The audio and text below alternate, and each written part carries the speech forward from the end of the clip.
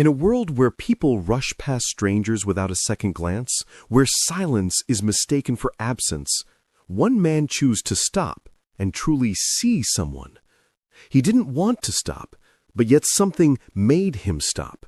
And in that single moment of compassion, he would discover that kindness doesn't just change lives, it transforms them completely.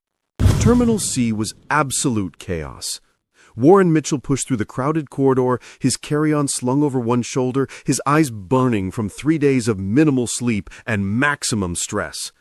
He checked his phone. 4:47 p.m. His flight boarded in 12 minutes. He'd promised Piper he'd be home by dinner. She'd made him pinky swear before he left for San Francisco, her small hands moving in careful signs. "Promise, Daddy? You'll be home for mac and cheese night?" The San Francisco trip had been a disaster. 3 grueling days pitching his architectural designs to investors who smiled politely and said they'd be in touch, which everyone knew meant no. Warren navigated past a coffee kiosk, dodging a businessman who nearly collided with him while typing furiously on his phone. Nobody made eye contact. Everyone moved in their own bubble of urgency, absorbed in their own worlds, their own problems, their own destinations. That's when he saw her.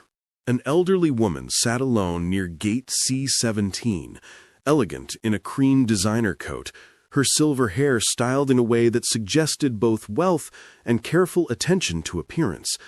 But her eyes told a different story. Confusion, distress, mounting panic. People streamed past her like water around a stone. She was trying to get someone's attention, her hands moving in deliberate, unmistakable signs, sign language. She was asking for help, but nobody stopped. A young woman in yoga pants walked by, eyes glued to her phone. A family with luggage carts rolled past without a glance. A gate agent hurried by, too focused on his clipboard to notice.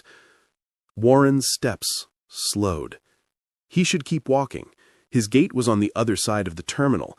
He had 11 minutes now. If he stopped, he might miss his flight, miss dinner with Piper, break his promise. The elderly woman's hands moved again, more urgent now. Her eyes scanned the crowd desperately, searching for anyone who might understand, anyone who might see her. Warren stopped walking. He turned and approached her carefully, not wanting to startle her. When he was close enough, he set down his carry-on and signed clearly, his hands steady and practiced. "Hello, I see you need help. I can assist you." The transformation on her face was instant and overwhelming. Relief flooded her features, and her eyes, those frightened, desperate eyes, suddenly brimmed with tears. Her hands flew up, signing rapidly, the movements sharp with emotion. "Thank you. Oh, thank you so much. I thought no one could understand me. My flight, they changed the gate. I heard the announcement, but I can't." Warren sat down beside her, his own flight temporarily forgotten. He signed back, his movements calm and reassuring. "It's okay. Take a breath. I'm here. My name is Warren. What's your name?" "Beatrice," she signed, her hands trembling slightly. "Beatrice Fenwick. I'm trying to get to Boston. My daughter was supposed to meet me here, but her phone isn't working, and they changed the gate, and I don't understand where I'm supposed to go, and everyone just keeps—" Her hands faltered. She looked down at them, and Warren saw something break in her expression. That particular kind of exhaustion that comes from feeling invisible in a crowd of people. "Everyone just keeps walking past," Warren signed gently, finishing her thought. She nodded, a tear sliding down her cheek. Warren felt something twist in his chest, a familiar ache. He knew this feeling, had watched it happen to someone he loved more than anything in the world. 3 years ago, his wife had called their daughter a burden and walked out of their lives. Piper had been 3 years old, profoundly deaf since birth, and the most extraordinary little person Warren had ever known. But his wife hadn't been able to see that. She'd seen only the challenges, the difference, the ways she didn't fit into the hearing world she'd expected. So Warren had become Piper's bridge. He'd thrown himself into learning American Sign Language, starting with clumsy alphabet fingerspelling and YouTube tutorials, progressing to fluent conversations and deep immersion in deaf culture. He had attended workshops, made friends in the deaf community, learned that silence wasn't emptiness, it was simply a different way of being full. And he'd watched, over and over, as the hearing world treated his beautiful, brilliant 6-year-old daughter like she was invisible, like her voice didn't matter because it came from her hands instead of her mouth. "Beatrice," Warren signed, pulling himself back to the present, "let me help you. Tell me about your flight." She wiped her eyes, composing herself. "Boston, flight 2847. It was supposed to leave from this gate, C-17, but they made an announcement and changed it. I couldn't hear it clearly. I tried to ask someone, but—" She gestured at the rushing crowd around them. Warren pulled out his phone and quickly checked the flight information. "Okay, I found it. They moved it to gate B-22. Boarding time was moved up. They're actually boarding now." Beatrice's face went pale. "Now? But that's— how will I—" "I'll take you there," Warren signed. "Come on, we'll make it." He helped her gather her belongings, a leather carry-on, a designer purse, a coat that had slipped off the seat beside her. Then he took her elbow gently, and they started walking, Warren navigating through the crowd while keeping his other hand free to sign. "How long have you been sitting there?" he asked as they moved. "Almost 30 minutes, she signed back. "I kept hoping my daughter would call back or that someone would notice I needed help. But everyone was so busy. I felt like a ghost."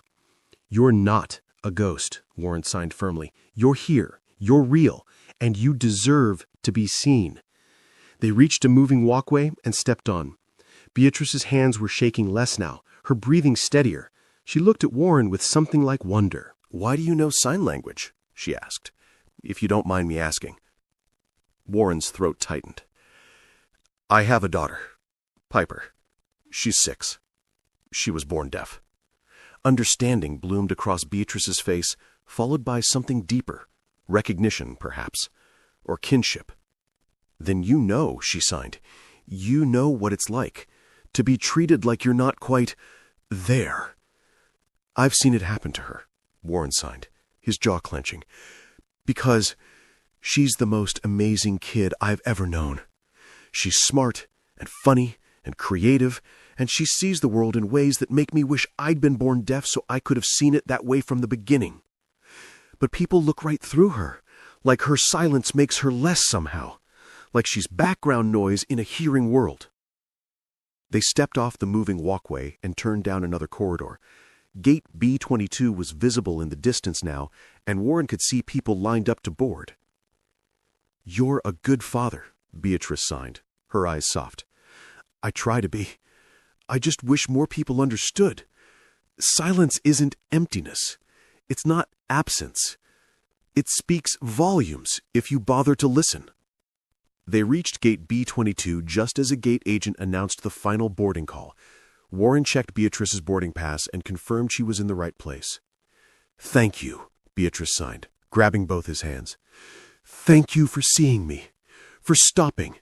Most people—" Her voice, if you could call signed words a voice, broke. "Most people look right through me. Like I'm furniture. Like I'm nothing." "You're not nothing," Warren signed fiercely. "You're someone's mother, someone's friend, someone who matters. Don't let the world's cruelty make you forget that." Beatrice nodded, then reached into her purse and pulled out a business card.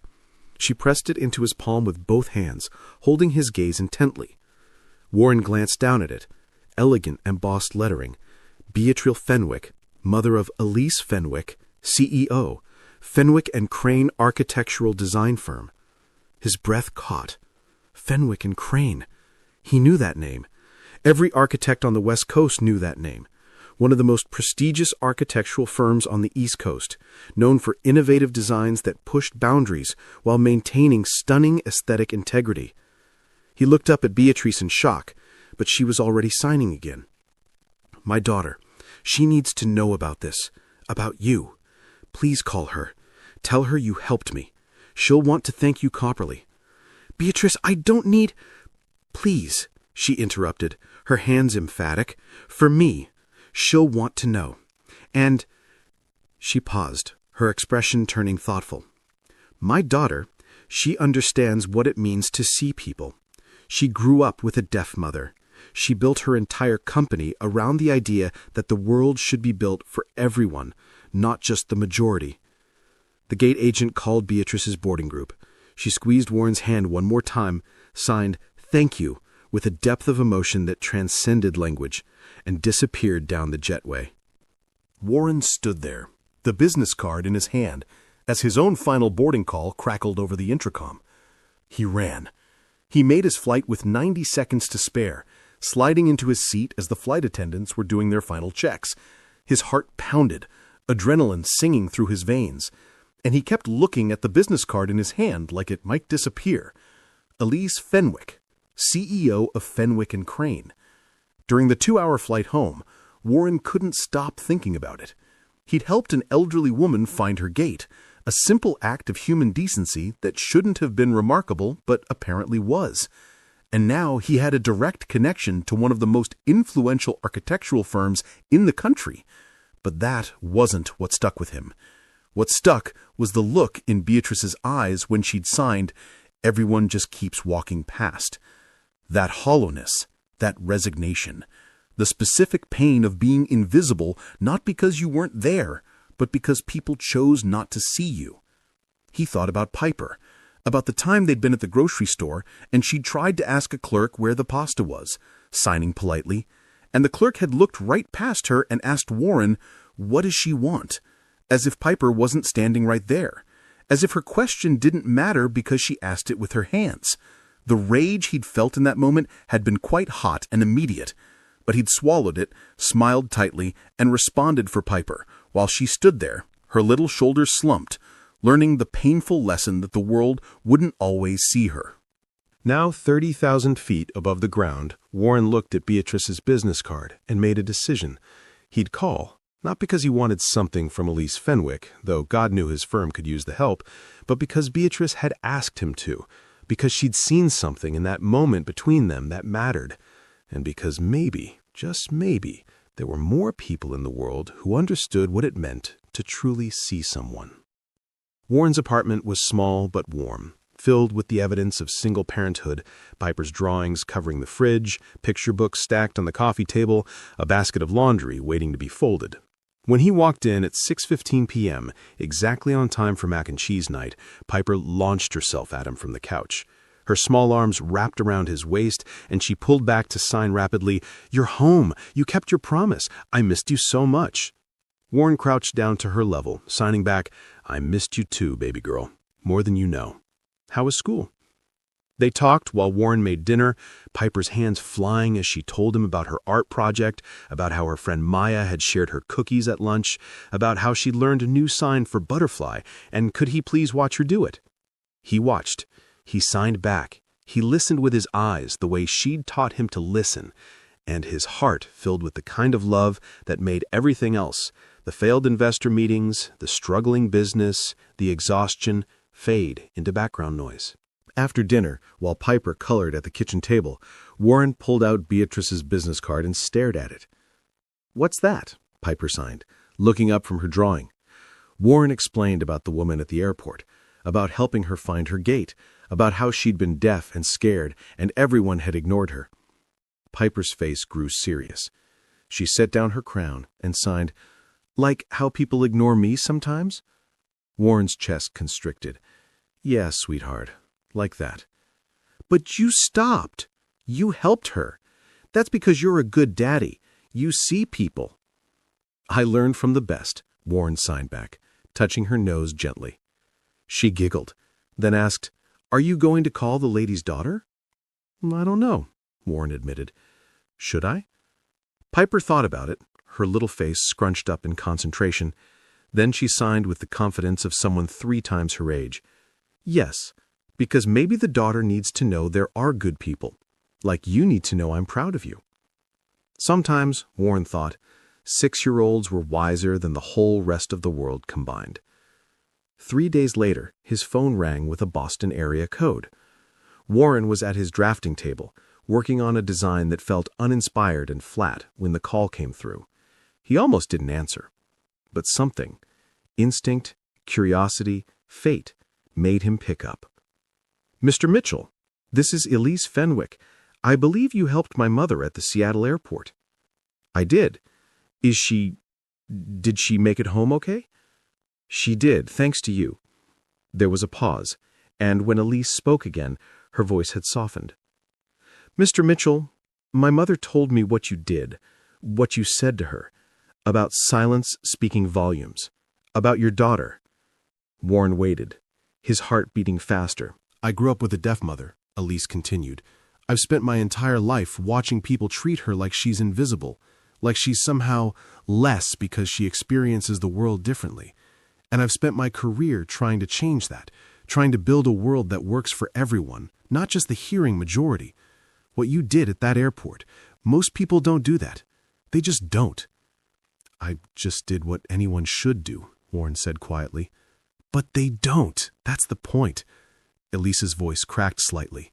"My mother came home crying, Mr. Mitchell, not from sadness, from relief, because for the first time in a very long time, someone saw her, really saw her, and didn't look away." Warren's throat tightened. "My mother also mentioned you work in architecture," Elise continued, her tone shifting slightly, more businesslike now, but with warmth still underneath. "I looked you up. Your portfolio is impressive." "Thank you," Warren managed. "I'd like to discuss a potential collaboration. We're starting a new project, a community center specifically designed for accessibility, with a particular focus on the deaf community. When my mother told me about you, about why you know sign language, about your perspective," she paused. "Mr. Mitchell, I think you might be exactly what this project needs. Would you be willing to fly to Boston to discuss it?" Warren looked around his small office, at the designs that weren't getting him anywhere, at the bills stacked on his desk, at Piper's school photo smiling at him from its frame. "When?" he asked.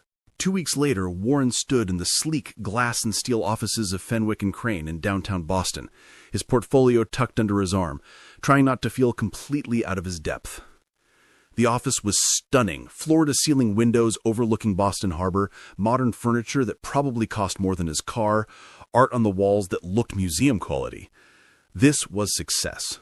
Real, tangible success, the kind Warren had dreamed about but never quite reached. "Mr. Mitchell!" He turned. Elise Fenwick was younger than he'd expected, early 30s, with her mother's elegant bone structure and sharp, intelligent eyes. She wore a tailored navy suit and had her blonde hair pulled back in a way that was both professional and effortlessly stylish. But what struck Warren most was when she smiled and signed. "Welcome, I'm Elise. Thank you for coming." Her signing was fluid, natural, native. Not the careful practice movements of someone who'd learned it as an adult, but the easy grace of someone who'd grown up bilingual. Something in Warren's chest loosened. "Thank you for inviting me," he signed back, then added verbally, "Your office is beautiful." "Thank you. We designed it ourselves, obviously." She grinned. "Can I get you coffee?" "Water." "Coffee would be great." They settled in a conference room with a view of the harbor, and what was supposed to be a 1-hour meeting stretched into 3. Elise spread architectural plans across the table, initial concepts for the community center. "Here's what we have so far," she said, speaking and signing simultaneously with unconscious ease. "But I'm not satisfied with it. It's good, but it's not right." Warren studied the plans. They were good. Excellent, even. Clean lines, smart use of space, all the technical accessibility requirements met. But Elise was right. Something was missing. "Can I?" he asked, gesturing to a pencil. "Please." For the next hour, they worked together, Warren sketching modifications, Elise adding her own ideas, both of them falling into an easy collaboration that felt less like a job interview and more like two people who spoke the same language, discovering they could create poetry together. "Here," Warren said, pointing to the main gathering space, "this is designed for hearing people with deaf accommodations added. But what if we flipped it? What if we designed it from the beginning for ASL conversation?" "What do you mean?" "Sign language requires sight lines. If you can't see someone's hands, you can't understand them. So gathering spaces for deaf communities need different configurations. Circular or semicircular seating instead of rows. Different lighting, bright enough to see signs clearly, but not harsh. No backlighting that creates silhouettes, and color contrast on the walls so hands are always visible against the background. Elise leaned forward, her eyes bright. Keep going. And sound dampening doesn't matter the same way, so we can use that budget elsewhere. Maybe tactile elements, different textures that provide information, visual alerts instead of audio ones, but integrated into the design beautifully, not just stuck on as an afterthought. The whole building should say, "You belong here," instead of "We made room for you." Yes, Elise breathed.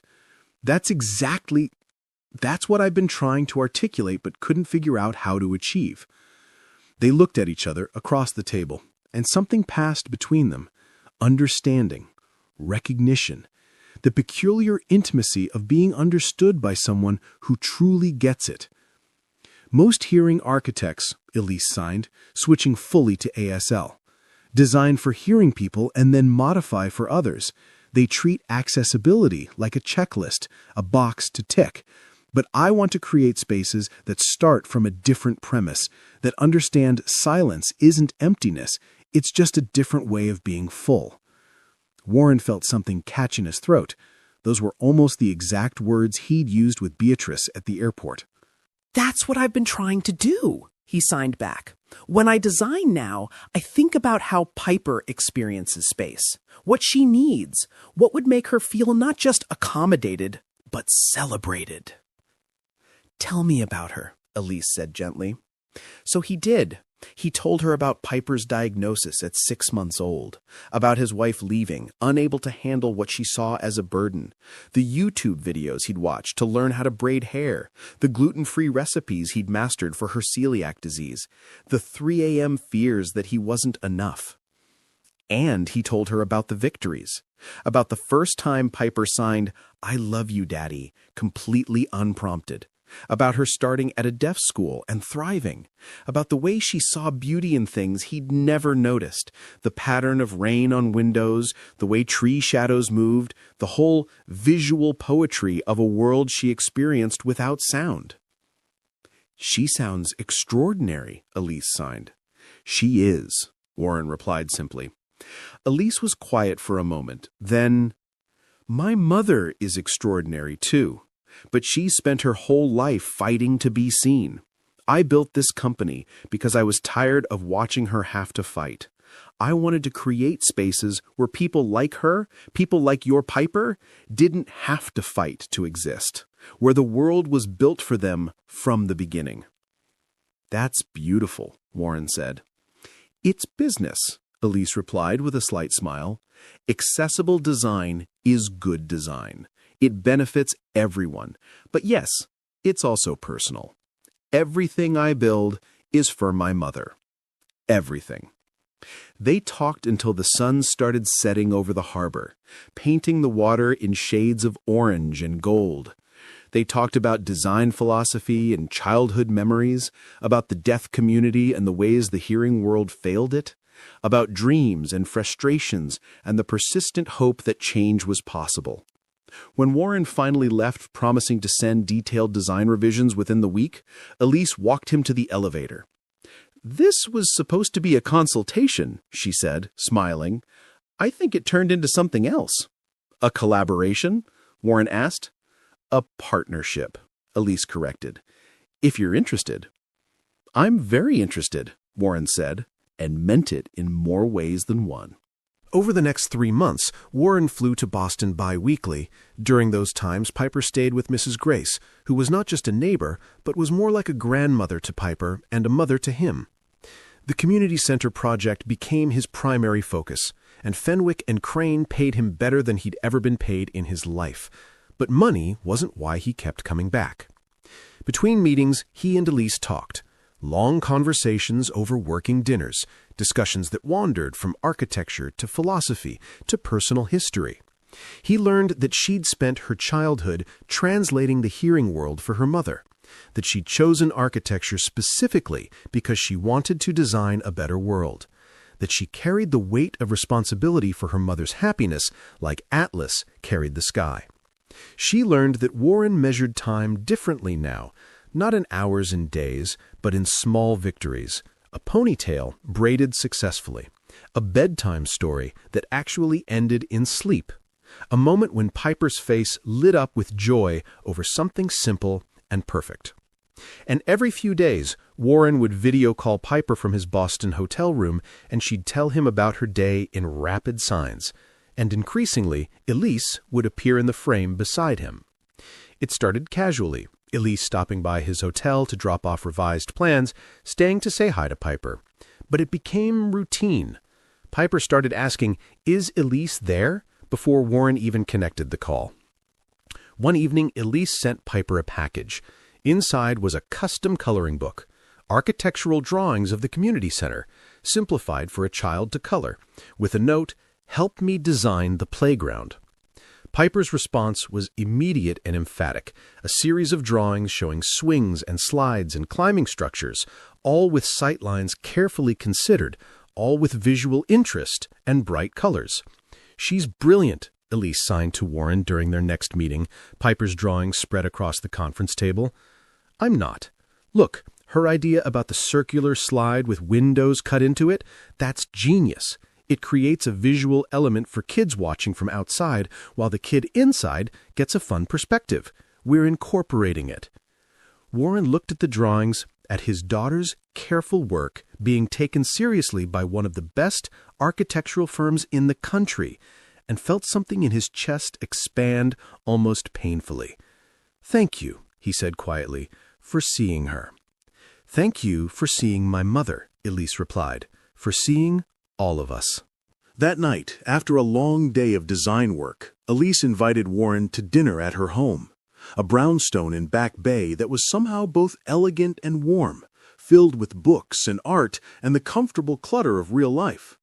Beatrice was there, and when she saw Warren, she signed enthusiastically, "The kind man from the airport. I've heard so much about your work." Over a meal that Beatrice insisted on preparing, Warren watched the two women interact. The easy shorthand of their signs, the way Elise anticipated her mother's needs without hovering, and the obvious deep love between them. It reminded him of his relationship with Piper, and something in his heart recognized home. After dinner, Beatrice excused herself to bed, and Elise led Warren out to a small balcony overlooking the street. "Your mother is wonderful," Warren said. "She is, and she asks about you constantly. When is Warren coming back? Has he finished the playground designs? What does his daughter think of the project?" Elise smiled. "I think you made a profound impression on her, on both of us." They stood in comfortable silence for a moment, the city lights twinkling around them. "Can I tell you something?" Elise asked, her voice softer now. "Of course. After my mother came home from that trip, after she told me what you did, how you stopped, how you saw her, she said something I haven't been able to forget. She looked at him, her eyes reflecting the streetlights. That man sees people, really sees them.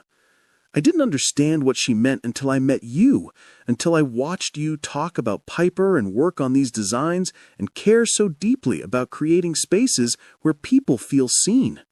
Warren's heart was beating faster now. "I see you too," he said quietly.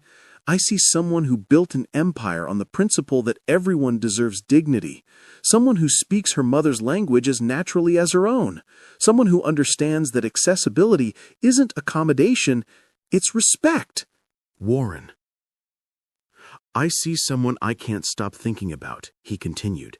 "Someone I fly across the country to see every 2 weeks, and it stopped being just about the project a long time ago." Elise stepped closer. "When did it stop being just about the project?" "I think it stopped being just about the project the moment you greeted me in sign language and I realized I wasn't alone anymore, that there was someone else who understood." The kiss was soft, tentative, full of questions and promises. When they pulled apart, Elise was smiling. "I think," she said, "we should probably tell Piper." Warren laughed. "I think Piper already knows." A month later, Warren brought Piper to Boston during her spring break. She was nervous. He could tell by the way her hands fidgeted, signing random words to herself as they walked through the airport. "What if she doesn't like me?" she signed in the taxi to Elise's office. "She already likes you," Warren assured her. "You've been video chatting for months." "That's different. That's through a screen. What if I'm weird in person? You're not weird. You're extraordinary. Dad, Piper signed with the exasperation only a 6-year-old could muster. Everyone's parent thinks they're extraordinary. When they arrived at Fenwick and Crane, Elise was waiting in the lobby. She crouched down to Piper's level and signed. Hi, Piper. I'm so happy to finally meet you in person. Your playground designs are being built right now. Want to come see? Piper looked at Warren for permission. He nodded. She turned back to Elise and signed shyly. Okay. They spent the afternoon at the construction site, Piper wearing a tiny hard hat that Elise had custom ordered for her, watching as workers build the structures she'd helped design. Every few minutes, Piper would tug on Warren's hand and sign, Dad, look, that's my idea. They're really building it. Later, at dinner, Piper sat between Warren and Elise, signing animatedly about her school and her friends and the new book she was reading. Beatrice watched from across the table, her eyes warm, occasionally adding comments that made Piper giggle. As they were leaving, Piper tugged on Elise's sleeve. When Elise looked down, Piper signed carefully. Are you my dad's special friend? Warren felt his face heat, but Elise just smiled and signed back, I'd like to be, if that's okay with you. Piper considered this seriously. Then she signed, Can you be my special friend too? I would love that, Elise replied. Piper nodded, satisfied, then added, Good, because my dad smiles a lot more when he talks about you, and he needs to smile more. Out of the mouths of babes, Warren thought, as Elise reached over and squeezed his hand. 6 months after that November day at the airport, Warren stood in the completed community center with Piper's hand in his, Elise beside him, and Beatrice sitting in the front row. The building was extraordinary, all light and space and thoughtful design, every element carefully considered for the people who would use it. The main gathering space had the circular configuration they designed, with perfect sight lines and beautiful color contrast.